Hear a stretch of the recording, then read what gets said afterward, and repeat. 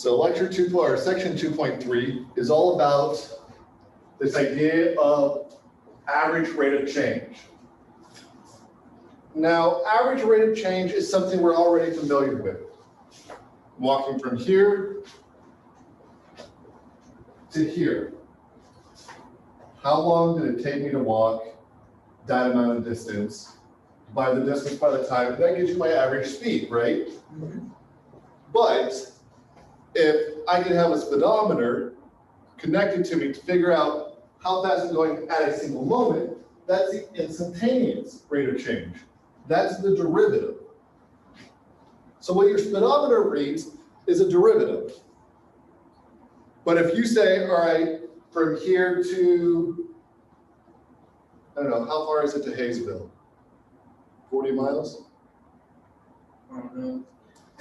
Let's say it's 40 miles. All right.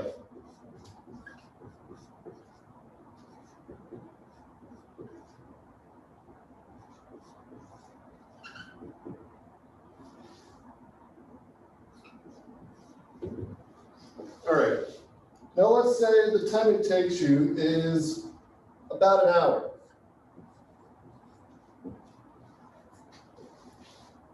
What's your average speed? Your average speed is going to be the change in distance over the change in time, right? So 40 miles divided by 60 minutes. This is going to give us what? 30, well, it's going to be 40 miles an hour, right? I was gonna say. I was going to make that way too difficult. Yeah, it's going to be 40 miles an hour, right? But we know somewhere along that stretch, we're driving on an interstate. So we know we're actually going to be doing 60 to 70, right? So that 60 to 70 would be your instantaneous speed. This 40 miles an hour would be your average speed.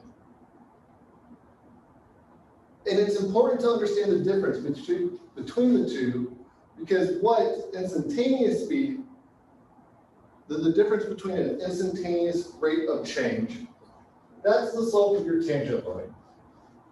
However, the average rate of change, that's the slope of a secant line. Is everybody cool with this? Mm-hmm. So to show that it's the average rate of change of a secant line, or the slope of a secant line, notice the hypotenuse of this right angle triangle, it forms a secant line that crosses our function at x equal to a and x equal to b. And the slope of that would be the average rate of change of our function between those 2 points. Everybody cool? Yeah.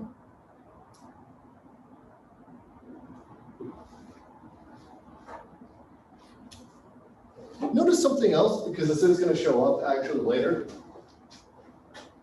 Somewhere between x equal to a and x equal to b, there is a tangent line with that same slope. So check out the slope of the hypotenuse. There's a tangent line right back here. And it's the same slope as that secant line. This is going to be something that shows up later in, I think, next week's lectures, maybe even Wednesdays. So let's say we're given a table and we want to know the concentration of a drug in a patient's blood per some amount of time, right? So this table is in 10-minute intervals, and it measures the concentration in milligrams per milliliter of a drug. So at time 0, when you're given the drug, nothing shows up in your blood right away. But it peaks out somewhere within 90 to 100 minutes. That's when the highest concentration of the drug shows up in your blood. If we wanted to know particular details of average rates of change, we'd say, all right, between time equal to 0, time equal to 10, that's 10 minutes of change. And there's only 2 milligrams per milliliter change in concentration. So the change in concentration divided by the change in time would give you the average change, right? So that's going to be 2 divided by 10, or just 0.2. Does this make sense, what I mean?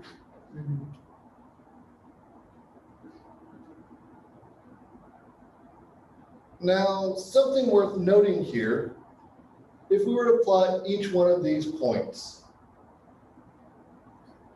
each one of these data points, or data pairs, I should say, as a point on a graph, and then connect each one of them to the preceding point with a straight line, then the slope of that straight line is going to be the average change between those two values. Does that make sense? So the slope between 0 and 10 is going to be the average change here. And that's going to be true for each 2 connected points. Just something worth noting. Personally, I don't think this requires too much time, so we're going to speed through this pretty quick. Finding an average velocity. Let's say we wanted to find the average velocity of an object whose height function can be measured or can be modeled with this equation. So it's accelerating downwards at negative 16 feet per second squared with an initial height of 100 feet. In the time interval 1 to 2, what's the average velocity? We would just calculate the height at time 1, the height at time 2. Take the difference of that and divide it by the difference in time, right?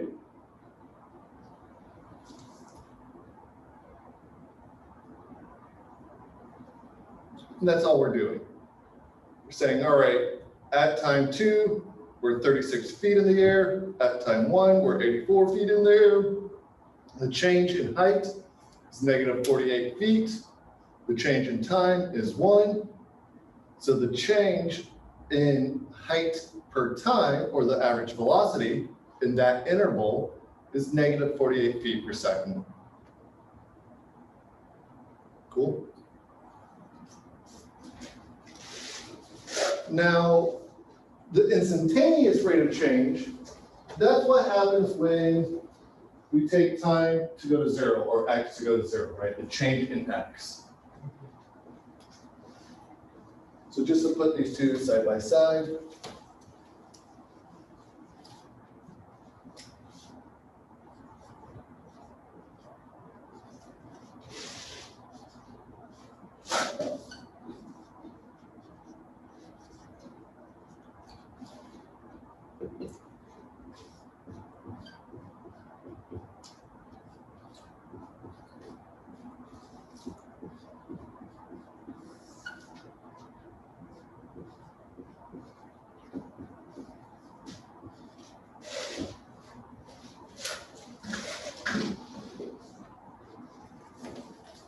Instantaneous change, however, is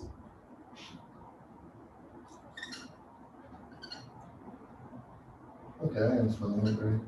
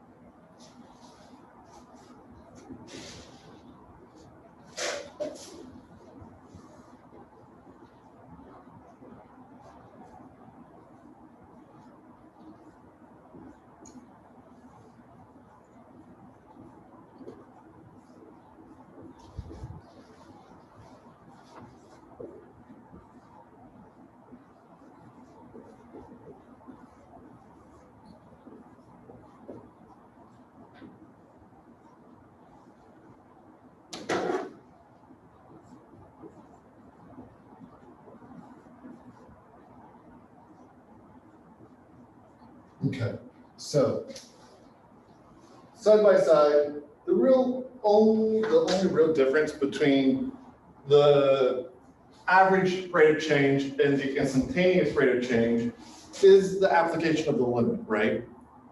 That's honestly the only difference. We just require that delta x goes to 0 here. In that way, what it ends up happening then is that these end up measuring two different things. The instantaneous rate of change measures the slope of the tangent line through f of x, and the average change measures the slope of the secant line through f plus delta x and f of x. Cool? So see what these two measurements, how they differ.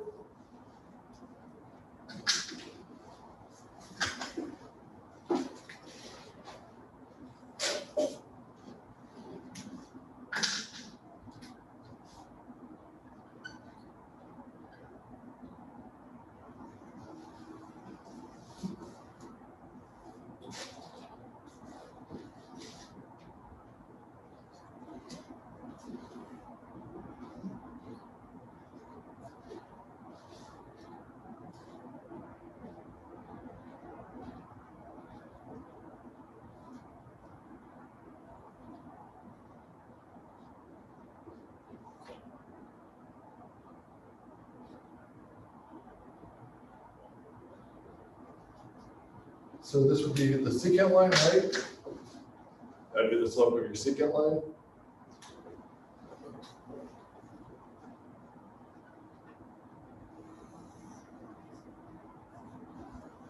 And then this would have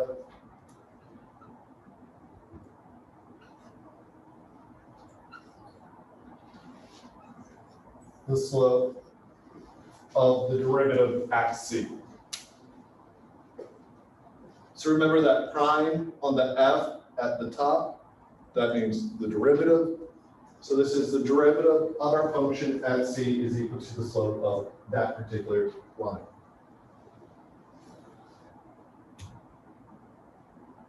All right, having said that, let's jump through some of these. All right, cool. First, some more definitions. Rates of change in economics. We call those marginals. Why? I have no damn clue. I don't know where that idea of marginal came from. Other than you write them in the margin of a ledger, maybe? I don't know. But it doesn't matter, because what a marginal is really just your derivative. It's the instantaneous rate of change of whatever you're talking about. So the marginal of the profit, marginal of the revenue, marginal of the cost. Instantaneous rate of change of profit, revenue, cost, right? So they just use that word in replace of that? So, and it doesn't necessarily have to strictly be instantaneous rates of change, but that is usually how we're going to use it in this class, so that's how I'm defining it. It's really just the rates of change of the thing. So having said that, this is all with respect to X number of units of a product sold or produced.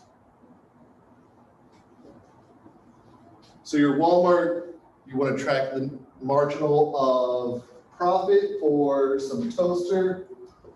That is going to be the change in total profit with respect to the total number of toasters sold. Make sense? However, if you're the company producing it, you can look at the number produced versus the number sold, right?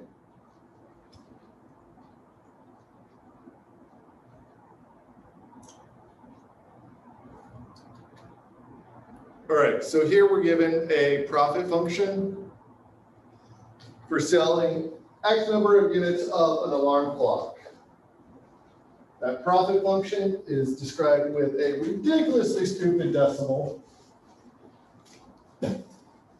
we want to find the marginal profit when we sell 50 units. So first, our profit function, P of X, is equal to 0.0002 x cubed plus 10x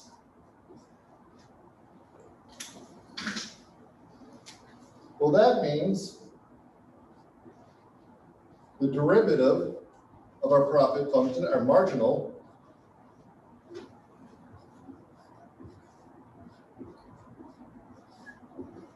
that's going to be equal to 3 times 0.0002 x squared plus 10, which we of course can rewrite as 0.0006 x squared plus 10. So to answer this first question about what the marginal profit is when we sell 50 units,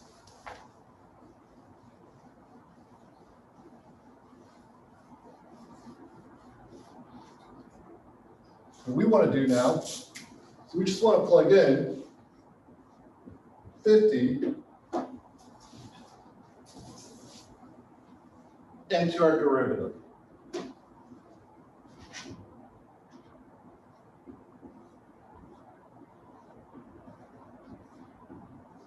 Which I'm not going to pretend to do in my head, because I don't know what it's 0.0006 times 50 squared is.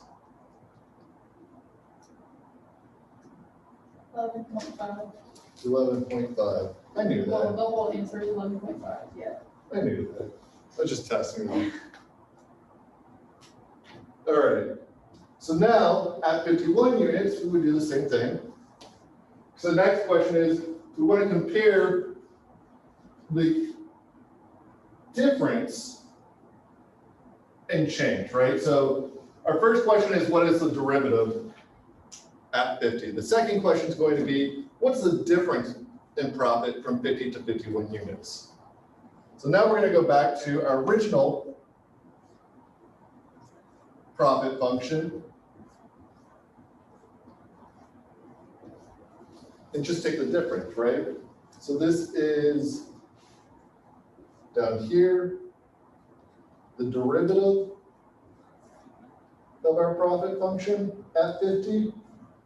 And this is going to be the difference of our profit at 51 units versus 50 units. What we should find is that this is pretty damn close to this. What is it, 12 point?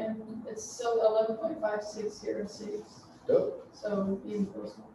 11.5606. Is that what you said? Yeah. Awesome. So for small changes of x, the derivative is approximately equal to the change in the original function. And that's what this is supposed to be showing us. Makes sense?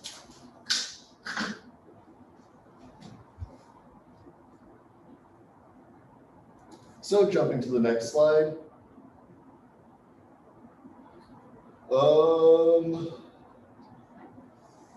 They have something slightly different. They have it as 0.53. I'm going to check out the calculator. For 51. Yeah, 51. When you look at the calculator, I think there's just a rounding thing in there. Okay. I would guess that it's truncating a decimal somewhere. You can get some stats. Maybe. So I took stats last semester. Might be. I don't remember. Might be. But like I said, the difference between the difference at 51 and 50 compared to our derivative value, pretty close. And that's because what the derivative is talking about is the change of profit for small changes of products sold, right? So to reiterate what I had said last week about the derivative.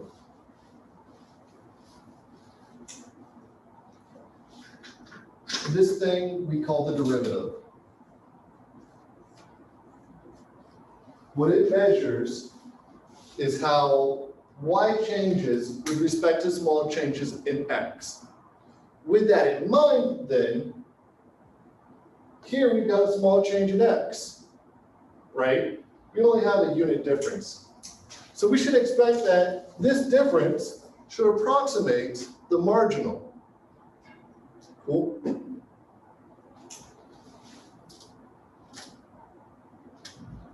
Good. Awesome. And that's what they're trying to point out here. So as another example,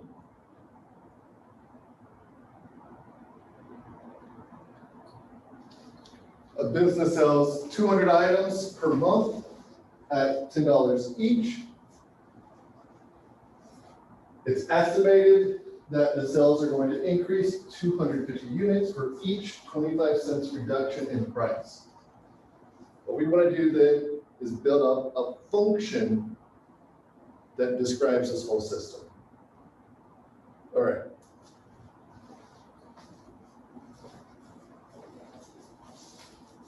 So let's do that.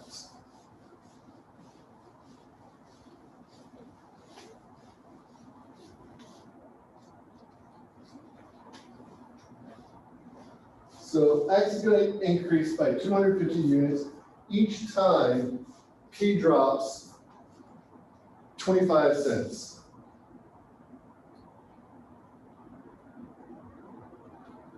What this tells us then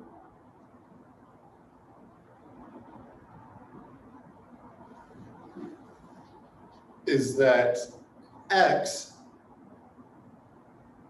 the number of items sold, can be modeled as a function of price in this particular way. What we're saying is that we have 200 items per month being sold. Or I mean 2,000.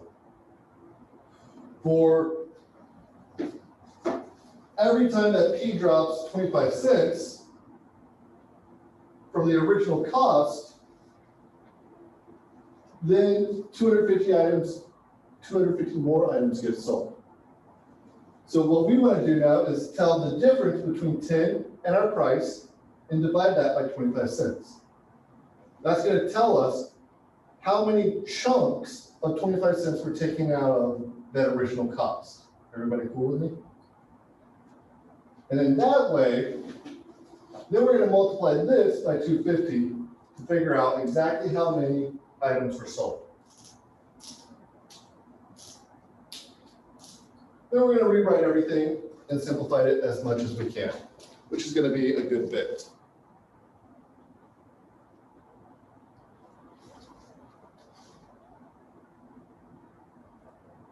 Now, we want price as a function of demand. So we're going to solve for P now. Solving for P, we get our demand function.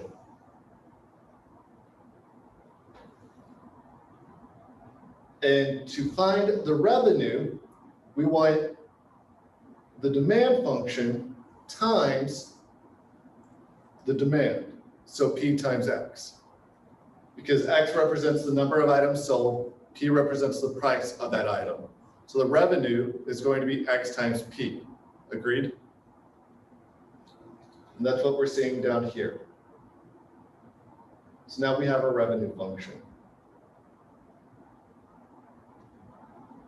And that is what this problem is asking for. So just as an example of one of the things we'll be doing moving forward, we're going to have to see into the problem a little bit. We're going to have to be able to say, all right, based on what I'm given, I want to first describe X as a function, right? In this case, I'm going to describe it as a function of P. Then once I do that, I'm going to solve for P. That's going to give me the price of it It's making it a demand function, which is the price an item is sold at compared to the demand for that item. But what I want in the end is the revenue function. Well, revenue is the total amount of money I make. Not profit, just the money I make from the sales. This is before we get involved with cost and everything else. So revenue in that way then is going to be the cost of a thing times the number of that thing sold. So it's going to be X times P. Well, P is a function of X. So it's going to be X times this function of X. So our revenue function should look like 12X minus X squared divided by 1,000.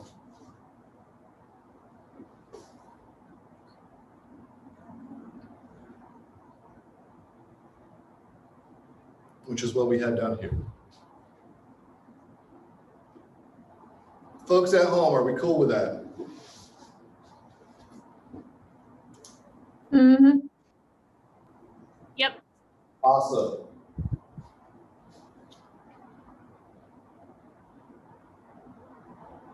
All right, jumping now to the next problem.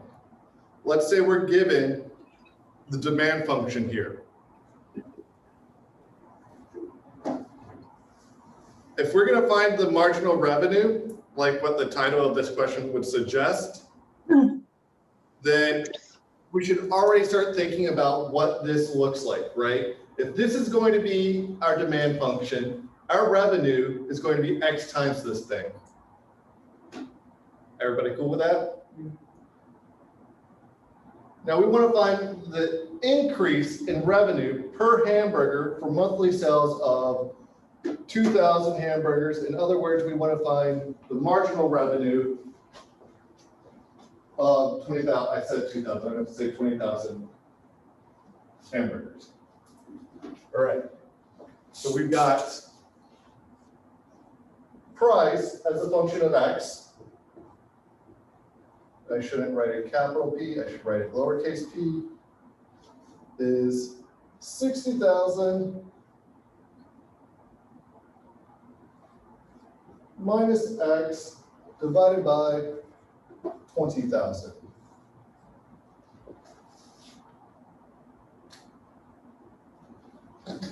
Now the revenue, R of X, is equal to X times P, or P of X. So this is going to be X times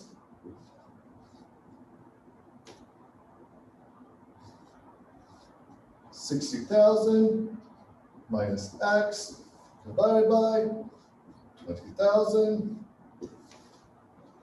which we can expand out to be 60,000 X minus X squared divided by 20,000,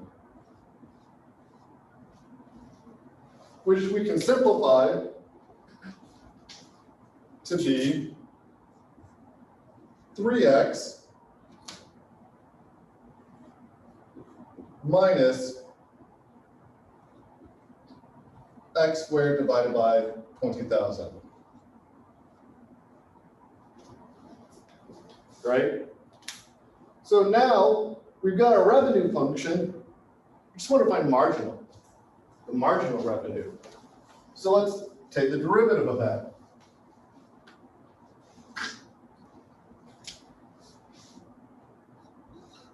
This is your revenue function.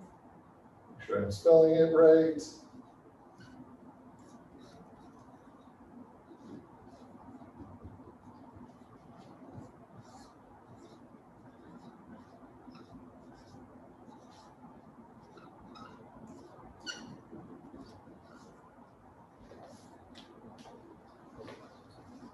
And then this is going to be marginal revenue.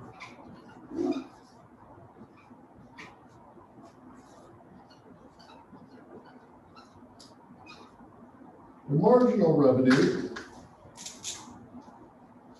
is R prime of X which is just d dx of 3x minus x squared divided by 20,000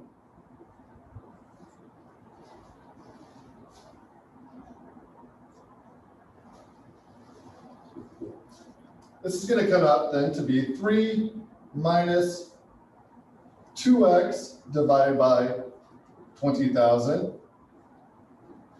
or 3 minus x divided by 10,000. All right, this gives us our revenue marginal, right? Or our marginal revenue, I mean to say.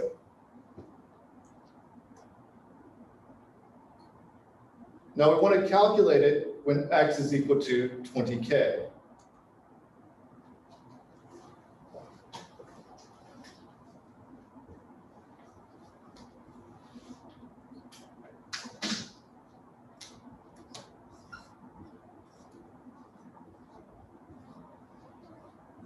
So throwing 20K through, we're going to get 3 minus 20,000 divided by 10,000, or 3 minus 2, which is just 1.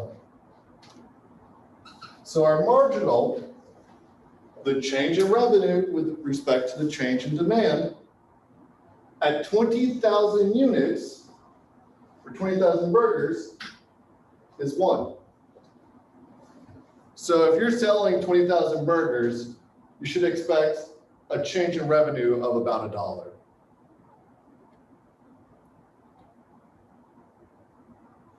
Checking out the solution, we start off with the demand as a, should say the price as a function of demand, which is the demand function. And revenue is equal to the total demand times the demand function, or the price as a function of demand, right?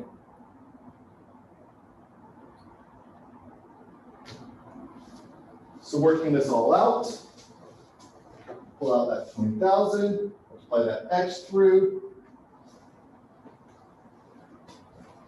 Notice they don't simplify right away, but I thought it was a good idea.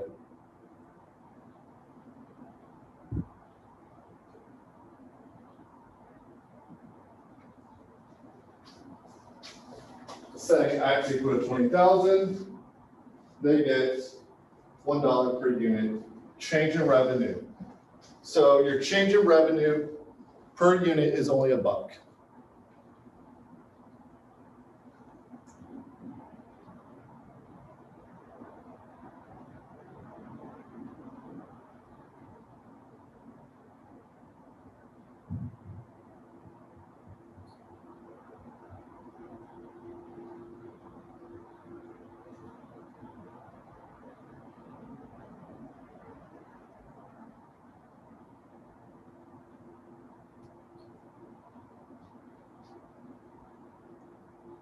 Give me just a second here. I want to see if this is one of the problems I wanted to go over or not. All right, so this problem assumes that we've already solved for profit over here.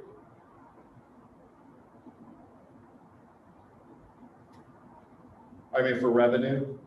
So now it's giving us the cost function. So profit would be the difference between revenue and cost, right? Giving us profit here. That's what they're getting and where they get this solution from. And we can go through and explain it, but I think we should keep chugging along. Why don't everybody take a quick break, give yourselves about 10 minutes while I go ahead and download the next set of slides. Cool? So 10-minute break, everyone.